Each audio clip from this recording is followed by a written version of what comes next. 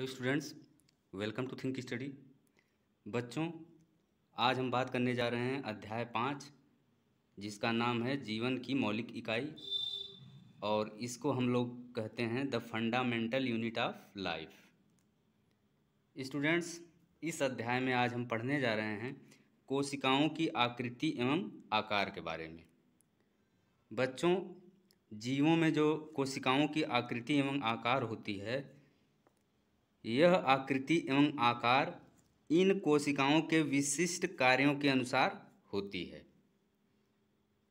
ये बात समझ में आ गई। अब हम नेक्स्ट पॉइंट की बात करें कि कुछ जीव ऐसे होते हैं जिनमें कोशिकाओं का आकार लगभग स्थिर होता है तथा प्रत्येक प्रकार की जो कोशिका होती है उसके लिए विशेष आकार होता है।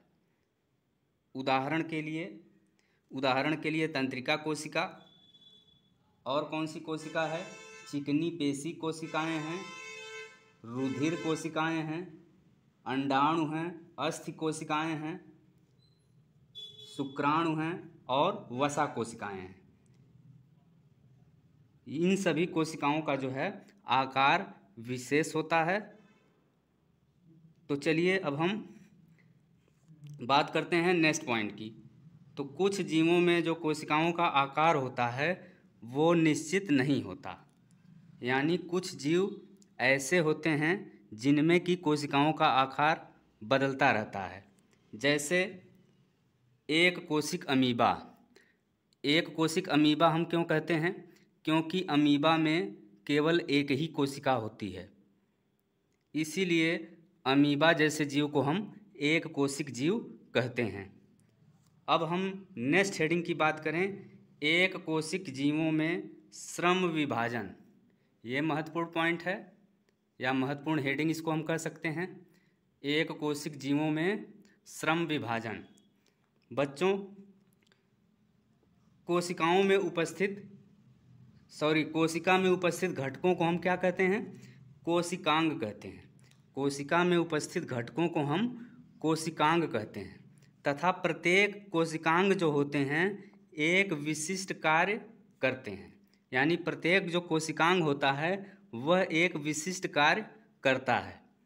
जैसे कोशिका में नए पदार्थ का निर्माण हो तो उसके लिए अलग कोशिकांग होता है, अपशिष्ट पदार्थों का निष्कासन हो इसके लिए भी अलग कोशिकांग होता है। तो अब हम नेक्स्ट पॉइंट की बात करेंगे।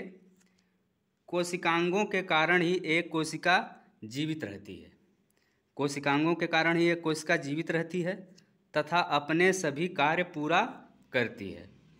नेक्स्ट पॉइंट की अगर हम बात करें तो सभी कोशिकांग मिलकर एक इकाई बनाते हैं, यानी सभी कोशिकांग मिलकर एक इकाई रचना बनाते हैं जिसे हम कोशिका कहते हैं। ये हो गई एक कोशिक जीवों में श्रम विभाजन की बात। नेक्स्ट हेडिंग की हम बात करेंगे बहुकोशिक जीवों में श्रम विभाजन। स्टूडेंट्स, बहुकोशिक जीव जो होते हैं उनके शरीर में जो है विभिन्न अंग विभिन्न कार्य करते हैं। बहुकोशिक जीवों में शरीर के विभिन्न अंग विभिन्न कार्य करते हैं, तो इसी को हम लोग श्रम विभाजन कहते हैं। किसमें? बहुकोशिक जीवों में। लेकिन ध्यान देने योग्य बात है कि बहुकोशिक जीवों की जो कोशिका होती है, बहुकोशिक जीवों की जो कोशिका होती है उसमें भी कोशिका लेवल पर एक कोशिक जैसा ही श्रम विभाजन होता है, जो कि कोशिका के कोशिकांगों द्वारा किया जाता है। तो ये महत्वपूर्ण पॉइंट है। तो हम क्या बात कर रहे थे? बहुकोशिक जीवों में श्रम विभाजन। तो बहुकोशिक जीवों में शरीर के विभिन्न अंग विभिन्न कार्य करते हैं, तो ये जो हो गया बहुकोशिक जीवों में श्रम विभाजन हो गया। उदाहरण के लिए मनुष्य के शरीर में आमाशय द्वारा भोजन का पाचन होता है तथा हृदय जो है रुधिर को पंप करता है, फेफड़ों द्वारा मनुष्य में श्वसन होता है, यानी ये सभी अंग अलग अलग हैं जो कि अलग अलग कार्य कर रहे हैं। तो स्टूडेंट्स, ये था आज का वीडियो। Thanks for watching.